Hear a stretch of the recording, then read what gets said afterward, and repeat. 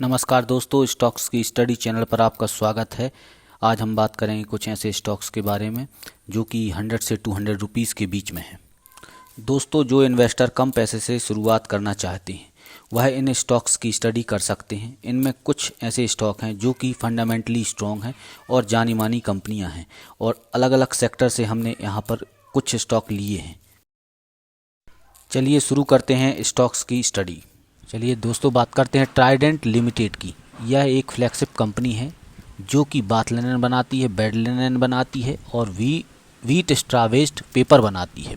Chemical sector में भी ये काम करती है और रिन्यूएबल एनर्जी पर भी इसने अभी काम करना स्टार्ट किया है। 26% यार्न बिजनेस से रेवेन्यू जनरेट होता है। होम टेक्सटाइल से 54% रेवेन्यू जनरेट होता है। पेपर इंडस्ट्री से इसका 20% रेवेन्यू जनरेट होता है। चलिए बात करते हैं इसके कुछ फंडामेंटल्स पर।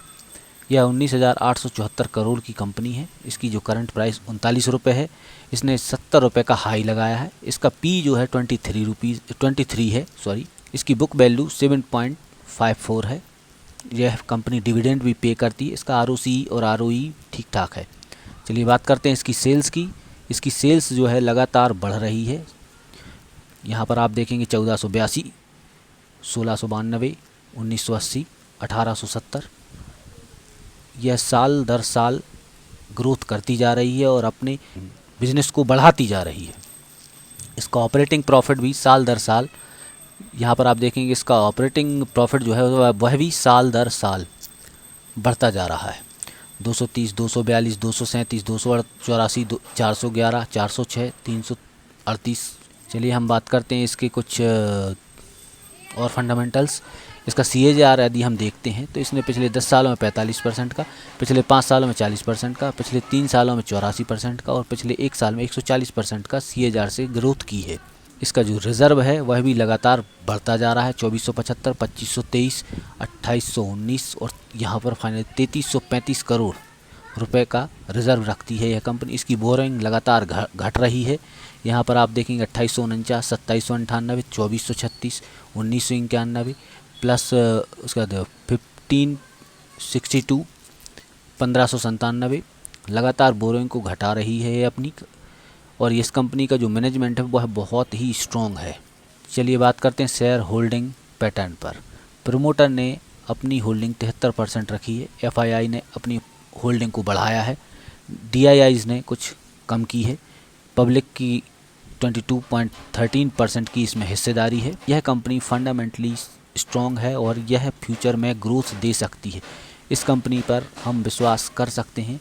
इसके मैनेजमेंट की बात करें तो इसका मैनेजमेंट जो है बहुत ही स्ट्रॉन्ग है और यह कंसिस्टेंटली ग्रो कर रही है। इस कंपनी पर भी आप विचार कर सकते हैं। दोस्तों, बढ़ते हैं हम अपने अगले स्टॉक की ओर। Motherson Sumi wiring India limited. यह वायरिंग बनाने वाली कंपनी है जो कि मदरसन सुमी सिस्टम से डीमर्ज होकर अभी स्टॉक मार्केट में लिस्ट हुई है और इसका जो मार्केट कैप है वह 22,000 करोड़ का है। करंट प्राइस जो है उसकी 69 रुपीज़ है। इसने 76 रुपये का हाई लगाया है। इसका स्टॉक भी जो है 48.2 का है। बुक वैल्यू जो है 3.53 है। डिविडेंड अभी ये कंपनी पे नहीं करती है। ROCE जो है 93.7 है। ROE जो है वह 82.0 है। फेस वैल्यू 1 की है जो कि फ्यूचर में स्प्लिट देने की इसमें कोई संभावना नहीं है। इस कंपनी की सबसे खास बात है इसका मैनेजमेंट। इसका मैनेजमेंट है विवेक चांद सहगल जो कि एक्विजिशन के किंग माने जाते हैं। बात करते हैं इसके प्रॉफिट एंड लॉस स्टेटमेंट की। इसका जो ऑपरेटिंग प्रॉफिट है वह है 730 करोड़ का है जो कि ऑपरेटिंग प्रॉफिट मार्जिन है 13% का। ऑटो एंसिलरीज कंपनी के हिसाब से 13% ऑपरेटिंग प्रॉफिट मार्जिन जो है वह ठीक ठाक है। नज़र डालते हैं इसकी बैलेंस शीट पर। इसकी बैलेंस शीट को यदि हम चेक करें तो इसके पास जो रिज़र्व है वह 799 करोड़ के हैं।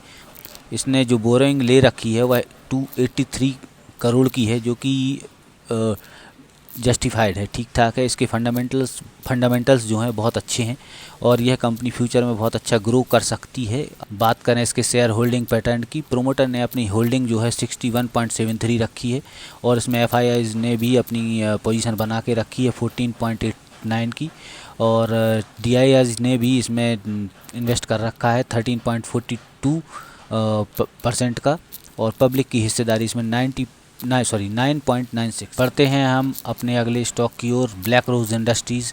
यह केमिकल सेक्टर की कंपनी है जो कि केमिकल का डिस्ट्रीब्यूशन करती है और मैन्युफैक्चर करती है। यदि हम इसके रेवेन्यू की बात करें तो इसका 69% जो है डिस्ट्रीब्यूशन से आता है और मैन्युफैक्चरिंग से 31% का रेवेन्यू जनरेट करती है। बात करते हैं हम इसके मार्केट कैप की। ये 913 करोड़ की कंपनी है जो कि इस माइक्रो कैप है और करंट प्राइस 179 रुपीज़ है। इसने 239 का हाई लगाया है। स्टॉक पी 28.6 का है। बुक वैल्यू जो है वह 13 की है और डिविडेंड यह 0.25% के आसपास देती है और ROCE जो है 44 का है। ROE 39.8 का है। ROCE इसका ठीक अच्छा है और ROE बहुत अच्छा है। दोस्तों, यदि हम बात करें इसके प्रॉफिट एंड लॉस स्टेटमेंट की तो इसकी जो सेल है वह लगातार बढ़ी है। 242, 298, 309, 373, 380, 488। इसका जो ऑपरेटिंग प्रॉफिट है वह भी 24 करोड़, 33 करोड़, 40, 45 करोड़ लगातार इंक्रीज़ हुआ है। इसने इन्वेस्टर को काफ़ी समय से अच्छे रिटर्न बना कर दिए हैं। उसका EPS की हम यदि बात करें तो आप देखेंगे 2.30, 2.72, 4.05, 5.38, 6.25 जो कि लगातार बढ़ रहा है। दोस्तों, हम बात करें इसके CAGR की तो 10 साल में इसने 42% का रिटर्न दिया है। 5 ईयर में इसने 49% का रिटर्न दिया है। 3 ईयर में इसने 44% का रिटर्न बनाकर दिया है इन्वेस्टर्स को। बात करें हम इसकी बैलेंस शीट की तो इस रिजर्व जो है वह 62 करोड़, 88 करोड़ एंड 62 करोड़। बोरोइंग इसकी काफ़ी कम है, 23 करोड़, 17 करोड़ और अभी 20 करोड़ के आसपास है। यदि हम बात करें इसके शेयर होल्डिंग पैटर्न की तो प्रोमोटर ने अपनी होल्डिंग 75% बना के रखी है और FIIs ने भी 0.06% की होल्डिंग बना के रखी है। पब्लिक का इसमें 24.94% शेयर होल्ड किए हुए हैं। ये इन फ्यूचर में काफ़ी अच्छी ग्रोथ दे सकता है। बढ़ते हैं हम अपने अगले स्टॉक की ओर, टाटा पावर। टाटा ग्रुप की कंपनी है, पावर सेक्टर में काम करती है जिसका काम है इलेक्ट्रिसिटी डिस्ट्रीब्यूशन, ट्रांसमिशन और जनरेशन। ये सोलर प्लांट पर वर्क करती है और इलेक्ट्रिक चार्जिंग स्टेशन पर भी वर्क कर रही है। बात करते हैं इसके मार्केट कैप की। 66,000 करोड़ का इसका मार्केट कैप है। करंट प्राइस 207 की है। इसने 298 का हाई लगाया है और स्टॉक पी 36.4 है। इसका डिविडेंड यील्ड जो है वह है 0.84% का। ROCE जो है 9.30 का है और ROE है 8.42। बात करते हैं प्रॉफिट एंड लॉस स्टेटमेंट की। यदि हम बात करें 2020 में इसका जो प्रॉफिट रहा है, ऑपरेटिंग प्रॉफिट जो रहा है वह रहा है 5,289 करोड़।